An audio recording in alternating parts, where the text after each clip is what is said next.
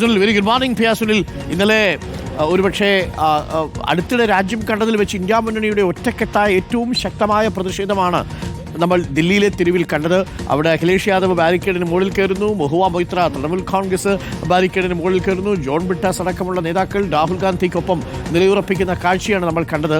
ഇന്നും ആ സ്പിരിറ്റോടു കൂടി തന്നെയാണ് മുന്നോട്ട് പോകാൻ തീരുമാനിച്ചിരിക്കുന്നത്. ചുരുക്കത്തിൽ ഈ കള്ളവോട്ട് ആരോപണം ഇന്ത്യ മുന്നണിയിൽ ഒരു കെട്ടുറപ്പ് കൊണ്ടുവന്നിട്ടുണ്ടെന്നാണ് മനസ്സിലാക്കുന്നത്. പാർലമെന്റിനകത്തും പുറത്തും എന്തൊക്കെയാണ് ഇനി ഇന്ത്യ മുന്നണിയുടെ നീക്കം, കോൺഗ്രസിന്റെ നീക്കം, ഇനി സമരത്തെ എങ്ങനെയാണ് മുന്നോട്ട് കൊണ്ടുപോവുക?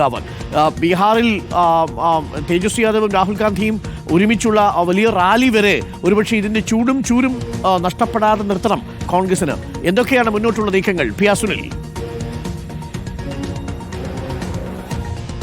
Good morning Arun. ഏതായാലും വലിയ രാഷ്ട്രീയ നീക്കം തന്നെയാണ് രാജ്യത്ത് ഉണ്ടാകാൻ പോകുന്നത് പ്രതിപക്ഷ പാർട്ടികളുടെ നേതൃത്വത്തിൽ. ഏതായാലും ഈ ഒരു വോട്ട് ചോരി വിഷയം പ്രതിപക്ഷത്തിന് ഒരു പുതിയ തുടിപ്പ് നൽകുന്നു എന്ന കാര്യത്തിൽ യാതൊരു സംശയവുമില്ല. 2024 ലോക്സഭാ തെരഞ്ഞെടുപ്പിന് ശേഷം ഒരുപക്ഷെ ഇത് ആദ്യമായിട്ടാണ് ദേശീയ തലത്തിൽ ഇന്ത്യ സഖ്യം ഇതുപോലെ ഒറ്റക്കെട്ടായി രംഗത്ത് വരുന്നത്. നമുക്കറിയാം 2024 ലോക്സഭാ തെരഞ്ഞെടുപ്പിന് ശേഷം ഹരിയാന തെരഞ്ഞെടുപ്പും മഹാരാഷ്ട്ര തെരഞ്ഞെടുപ്പുമൊക്കെ കഴിഞ്ഞപ്പോൾ ഈ ഇന്ത്യ സഖ്യത്തിലൊക്കെ തന്നെ വലിയ വിള്ളലുകൾ, വലിയ ചർച്ചയായിരുന്നു. പക്ഷേ ഇപ്പോൾ ഈ വോട്ട് ചോരി വിഷയത്തിൽ, കള്ളവോട്ട് വിഷയത്തിൽ ഇപ്പോൾ വലിയ തോതിൽ ഈ സഖ്യത്തിൽ വലിയ കെട്ടുറപ്പുണ്ടാകുന്നു. സഖ്യം ഒറ്റക്കെട്ടായി രംഗത്ത് വരുന്നു. സഖ്യത്തിൽ ഇല്ല എന്ന് പറഞ്ഞ ആം ആദ്മി പാർട്ടി ഇപ്പോൾ സഖ്യത്തിനൊപ്പം വരുന്ന കാഴ്ചയാണ്.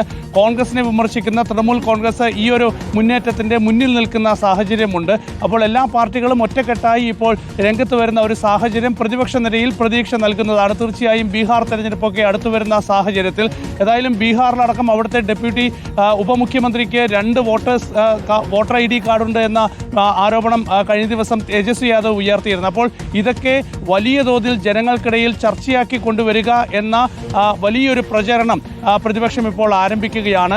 ഇതെങ്ങനെ ജനങ്ങളെ സ്വാധീനിക്കും എന്നത് വളരെ പ്രധാനപ്പെട്ട വിഷയം തന്നെയാണ്. ഏതായാലും തെരഞ്ഞെടുപ്പ് കമ്മീഷന്റെ വിശ്വാസ്യത ആകെ ചോദ്യം ചെയ്തുകൊണ്ടുള്ള പ്രതിപക്ഷത്തിന്റെ വലിയ നീക്കമാണ് രാജ്യത്ത് കാണാൻ പോകുന്നത്. ഇന്ന് പാർലമെന്റിന്റെ ഇരുസഭകളിലും ഇതേ വിഷയം ഉന്നയിച്ച് നീക്കം ശക്തമാക്കാനാണ് പ്രതിപക്ഷം തീരുമാനിച്ചിരിക്കുന്നത്. രാവിലെ 10:30 മണിക്ക് പാർലമെന്റ് കവാടത്തിൽ ഈ വിഷയത്തിൽ ധർണ നടത്തുന്നുണ്ട്. അതിനുശേഷം പാർലമെന്റിന്റെ ഇരുസഭകളിലും ഈ വിഷയം ഉന്നയിച്ച് ഇക്കാര്യത്തിൽ അടിയന്തര ചർച്ച വേണം എന്ന് ആവശ്യപ്പെടും. കാരണം തെരഞ്ഞെടുപ്പ് കമ്മീഷൻ പോലൊരു ഭരണഘടനാ സ്ഥാപനം ഇതുപോലെ ഒരു പ്രതിസന്ധി നേരിടുന്നത്, അല്ലെങ്കിൽ രാജ്യത്ത് ഇതുപോലെ ഈ ഒരു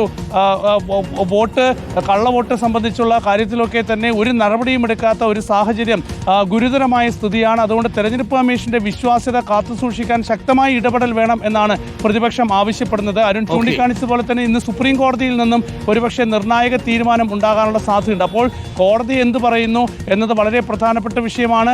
ഇന്നത്തെ പ്രതിപക്ഷ നീക്കം എന്നത് വളരെ പ്രധാനപ്പെട്ട വിഷയമാണ്. ഏതായാലും തെരഞ്ഞെടുപ്പ് കമ്മീഷനുമായി നേരിട്ടുള്ള ഒരു ചർച്ചയ്ക്ക് പ്രതിപക്ഷം തയ്യാറാണ്. പക്ഷേ തെരഞ്ഞെടുപ്പ് കമ്മീഷൻ പ്രതിപക്ഷത്തെ 30 പേരെ മാത്രമേ കാണാനാകൂ എന്ന നിലപാട് സ്വീകരിക്കുമ്പോൾ അതിനോട് യോജിപ്പില്ല എന്ന് പ്രതിപക്ഷം വ്യക്തമാക്കുകയാണ്. ഏതായാലും പ്രതിപക്ഷ നിരയിൽ വളരെ ശക്തമായ യോജിപ്പ് ഇപ്പോൾ ഉണ്ടായിട്ടുണ്ട്. അത് സഭയ്ക്കകത്തും പുറത്തുമൊക്കെ ഒരുപോലെ വളരെ ഈ തെരഞ്ഞെടുപ്പ് കമ്മീഷന്റെ ഈ ഒരു നിലപാടിനെതിരെ, അല്ലെങ്കിൽ തെരഞ്ഞെടുപ്പ് രംഗത്ത് നിൽക്കുന്ന ഈ ഒരു പ്രതിസന്ധിക്കെതിരെ ഒറ്റക്കെട്ടായി വരുന്നൊരു സാഹചര്യമുണ്ട്. അതൊക്കെ ബീഹാറിൽ എങ്ങനെ സ്വാധീനിക്കും എന്നത് കാത്തിരുന്ന് കാണണം. ഏതായാലും ആ ഒരു ഐക്യം ബീഹാറിൽ ഉണ്ടാവുകയാണെങ്കിൽ തീർച്ചയായും ബീഹാറിൽ അതൊരു വലിയ രാഷ്ട്രീയ മുന്നേറ്റമാകാനുള്ള സാധ്യതയും തള്ളിക്കളയാനാകില്ല. Okay, thank you. സുനിലാണ് ഡൽഹിയിൽ നിന്നും വിവരങ്ങൾ നൽകിയത്. ഇന്നലെ സുനിൽ ഡൽഹിയിൽ പ്രതിപക്ഷ നേതാക്കളുടെ ഒത്തൊരുമിച്ചുള്ള പ്രതിഷേധത്തിന് തത്സമയ വിവരങ്ങൾ പ്രേക്ഷകർക്ക് നൽകുന്നത് നമ്മൾ കണ്ടു. ആദിൽ പാലോടും അടക്കം വളരെ ആവേശകരമായ കാഴ്ചയാണ് ഡൽഹിയിൽ ട്രാൻസ്പോർട്ട് ഭവന് മുന്നിൽ നിന്ന് നമ്മൾ കണ്ടത്.